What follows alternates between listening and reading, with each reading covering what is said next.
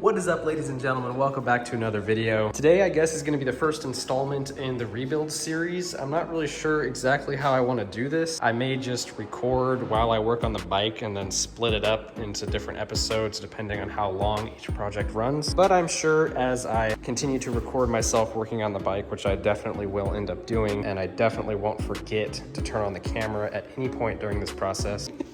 I'm sure I'll figure it out. I'll find some sort of process or some way to do it the way I want to do it. Look, tripod. Anyways, I'm definitely not going to get distracted. We're going to get stuff done. We're going to work on things. The first main projects that need to get done are the subframe, which is currently gone. It's away getting powder coating right now. The other thing that needs to get done while we're rebuilding, or I guess before the subframe goes back on, is I got these carbon frame covers and carbon swing arm covers, but two issues with that right off the bat is, first of all, the fitment out of the box wasn't great, and I'm not really sure why. If I flush it up here and run it down, this down here where the swing arm pivot is just all twisted. Hey, you see that? You know what that is? Genuine Triumph quick shifter. Not sure if I need to get a different length rod or not. This is just the rod that comes with them from the factory, and it's about right. It looks right to me. We'll just have to feel it out once we can actually ride again. Anyways, sorry, I'm already getting distracted. So the fitment's weird. I can't test fit the swing arm cover on this side because I don't have a chain breaker tool. I also have this replacement end cap for the exhaust, which we'll need to get put on eventually. That's not really a today thing, but I have that. That will probably be a video adventure in itself. Considering debaffling it when I pull the cap. I really want to, but I'm not sure. I also really want to go with a low mount side exit exhaust, so I have no idea. The exhaust is the only thing that I haven't figured out yet, but that's going back on the bike, so we're gonna put that on that. We also have the new fairing stay, which this is probably gonna be one of the first things we put on since I can still work on the front without the back being put together. I've also got this really nice radiator guard that I've been wanting to get, but just have been putting off, and now I have it. And finally, we have a new throttle kit. This is the Rev 3. I have a Rev 2 on here now, which may be going to a new home. So we're gonna get that fitted. I'm not sure if we're gonna do that today or not, but that's enough intro. Let's get to it. I really need to get a dedicated camera. Filming everything off my phone sucks. I just want to be able to listen to music while I wrench, you know? That's why I ultimately just stopped recording. Also, bear with me because I don't know if I'm in frame, but we still have one arm, kinda, 1.5 arms. I think while everything's apart, I'm just gonna go ahead and delete the intake flapper.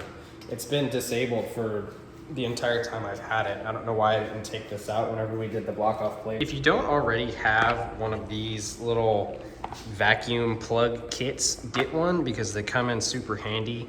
I picked these up whenever we did the block off plates and the emissions delete and everything, and they come in handy for blocking off the lines that you don't want to use anymore, or like right now down by the relay, I'm going to block off the vacuum tube right here that opens the flapper. Just like that, we've got the intake flapper delete done. The flapper out the intake, pulled the vacuum line, capped it off down by the relay, and my specialty, we got some black duct tape over the hole where the vacuum pump used to be.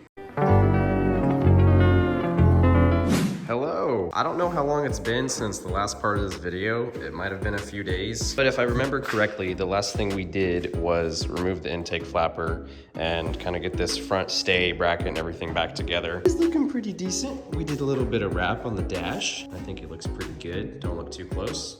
I think it'll look good when everything comes back together. Sorry for the crunching. I need to clean the garage. We also got distracted because I have a bulb out over here. And so I got the ladder out, and well, see, I came out here because I wanted to put on the new throttle kit. So I came out here and started pulling off the old one. This is the Rev 3, and I'm gonna be putting on, no, wait. This is the Rev 2, and I'm gonna be putting on the Rev 3, but we gotta pull off the throttle bodies and the fuel rail and everything, and we're gonna get this kit pulled off, and we're gonna get that new kit put on. So anyways, back to work on the bike.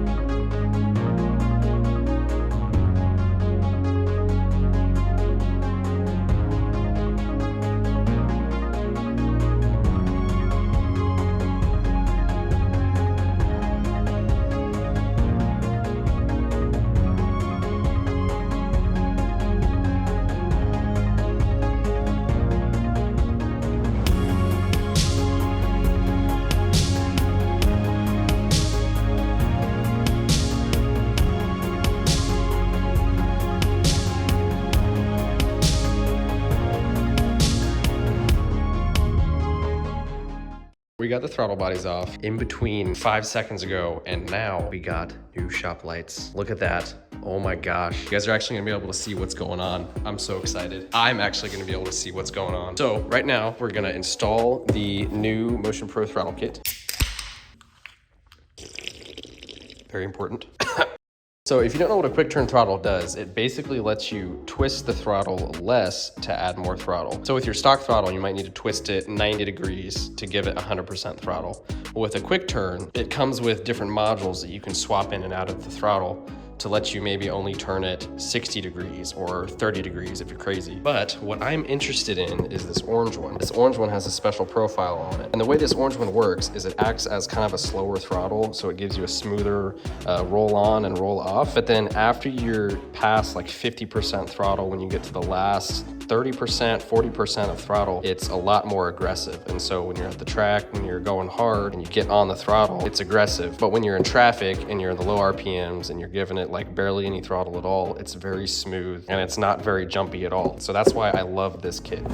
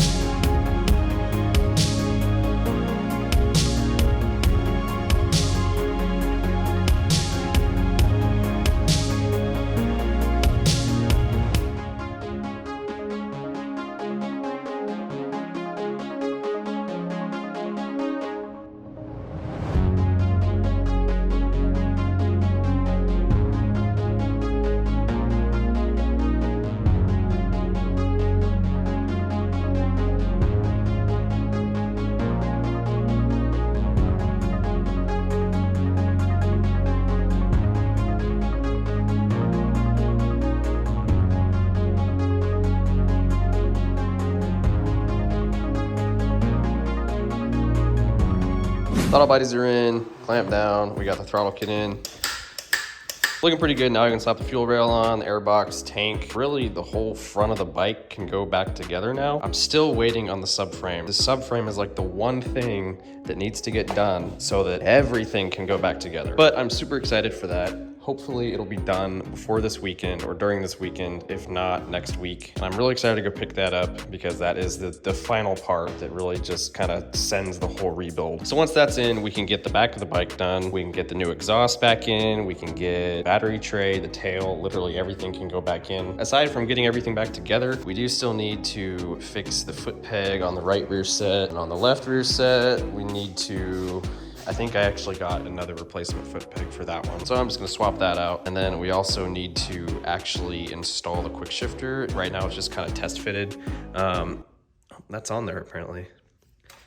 Yeah, this is just kind of test fitted. I think I am gonna stick with that rod for now, and then I can order a different length if I need one. But that looks like it's gonna be the right angle.